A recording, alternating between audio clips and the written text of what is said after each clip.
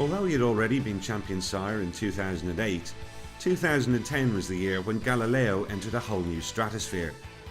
7 individual Group 1 winners, 3 of them 2-year-olds, including champion-elect Frankel. But according to the experts at Timeform, his highest rated son to date is still Rip Van Winkle on a mark of 134. Indeed, since Galileo himself achieved the same rating of 134 in his classic year, no 3-year-old at Ballydoyle has equalled the rating of Rip Van Winkle.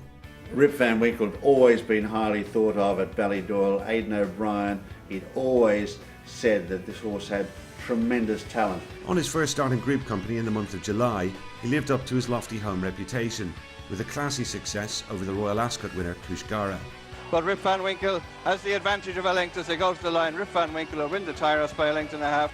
Plagued by problems with his feet throughout his career, Rip Van Winkle ran 2 fine races in the Guineas and the Derby, but he was yet to really find his stride.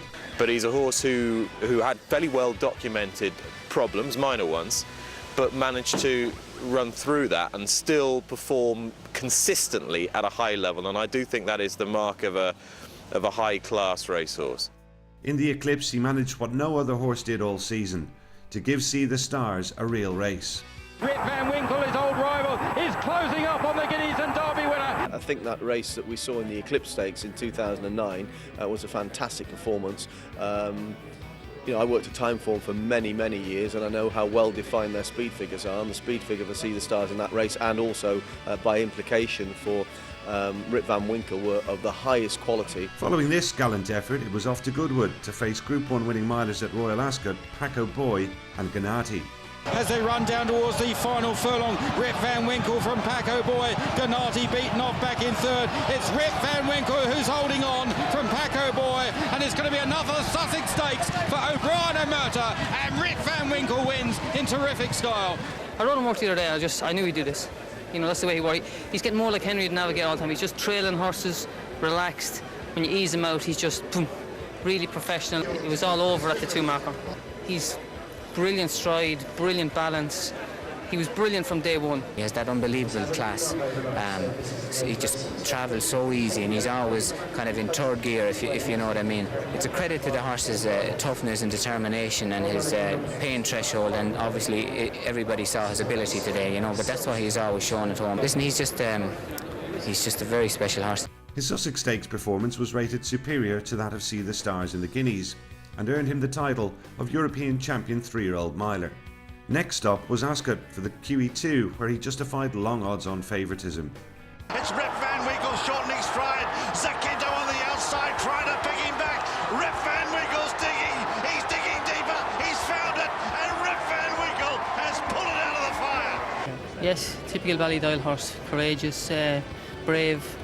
Aidan, works hard in these top horses, and they always say when they come to the big day, they're always there ready to really fight.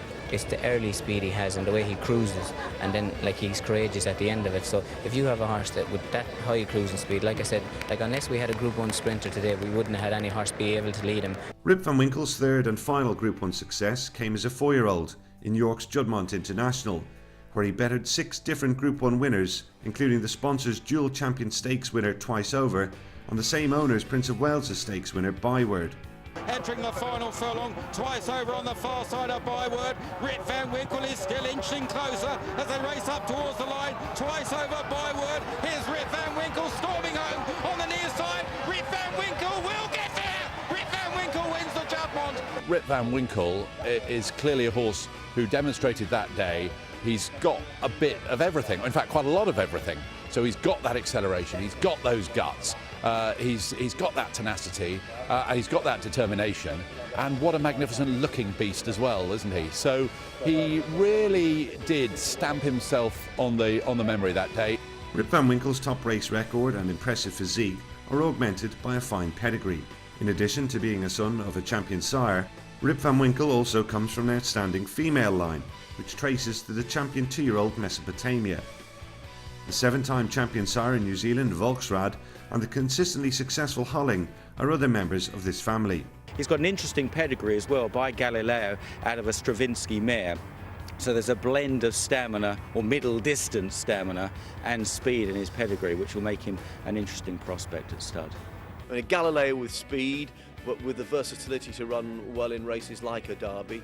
And considering also, if you think of one of the oldest cliches in racing, no foot, no horse, he did all that as well during his 3-year-old campaign with problematic feet.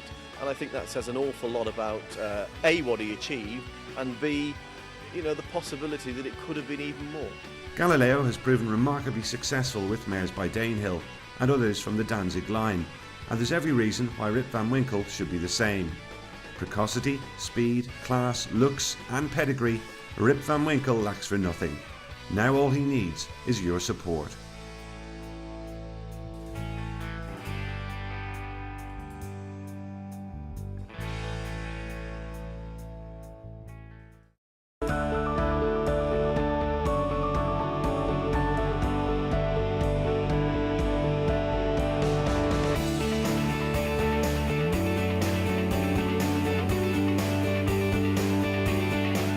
Whichever way you look at it, you have to like the way you are. You want performance? Meet one of the outstanding juveniles of his generation. Every time Andre Fabre stepped him up in grade, he would raise his game to win again. And his 4th consecutive success in the Group 1 Criterium International confirmed him one of the best 2-year-olds in Europe.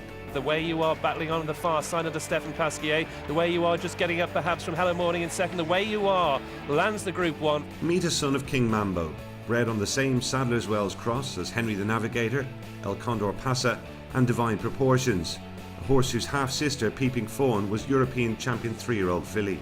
Their dam Meryinsky, runner-up to Gossamer in the Fillies Mile, was herself out of Kentucky Oaks winner Blush with Pride, which makes Meryinsky a half-sister to 3 group or graded winners, including Blue Hen mare Better Than Honour, who produced consecutive winners of the Belmont in Jazeel and Rags to Riches.